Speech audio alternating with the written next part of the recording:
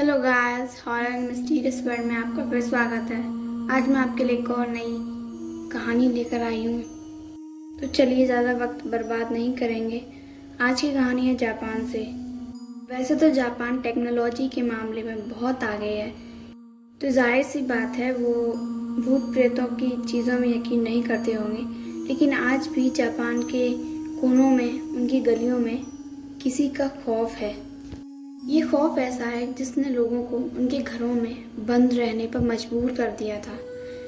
कुछ लोगों का कहना है कि वो इन बातों पर यकीन नहीं करते, और कुछ लोगों का कहना है कि वो इन बातों पर यकीन करते हैं। इस बला का नाम है कुचिसाके ओना।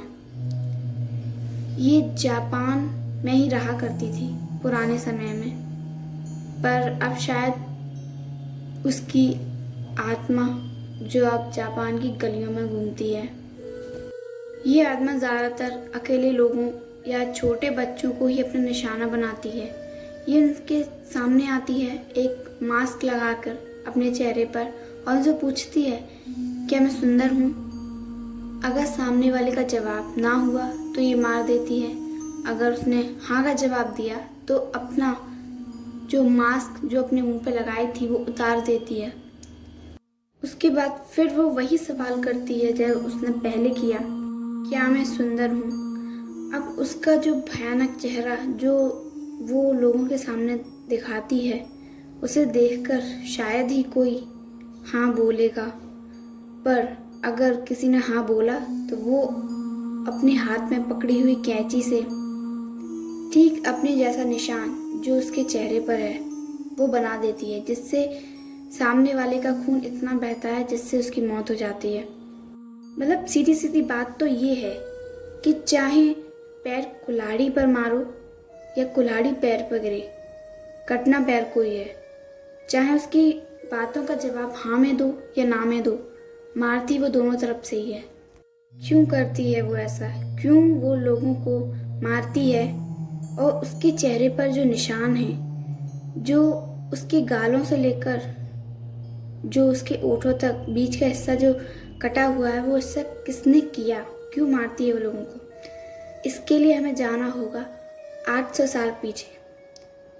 800 साल पीछे जाने पर हमें एक सुंदर सी लड़की जो जापान में ही रहा करती थी, जो बहुत सुंदर थी, या कहो उसे अपनी खूबसूरती पर घमंड था। उसकी शादी हो चुकी थी, एक समुराय था जिससे उसकी शादी हुई थी, तो वो युद्ध भी लड़ने जाया करता था।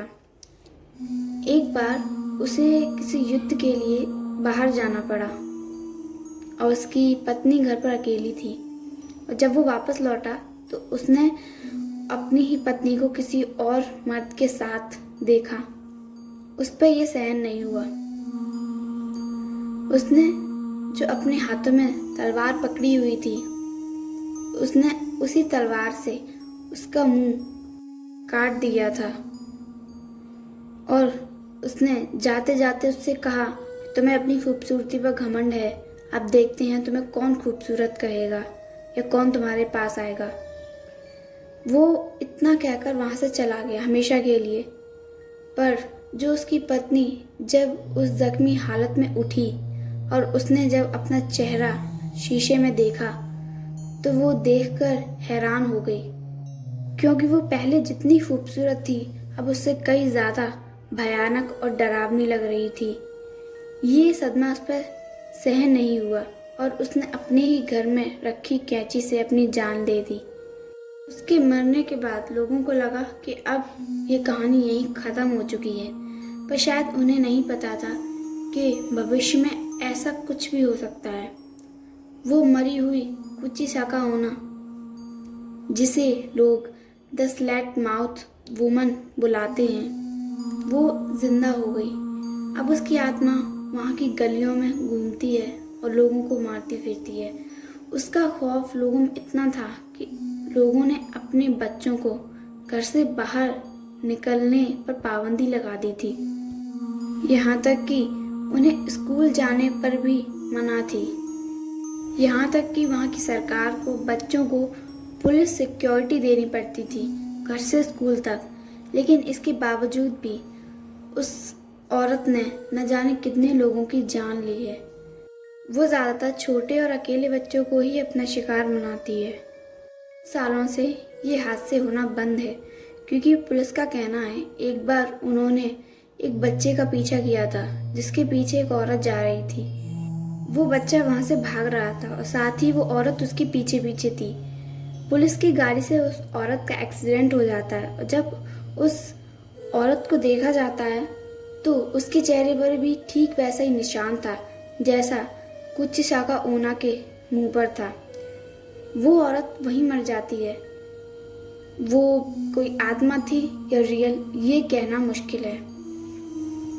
अभी भी कुछ लोगों का मानना है कि वो आज भी जापान की गलियों में अपने अगले शिकार की तरफ घूम रही है।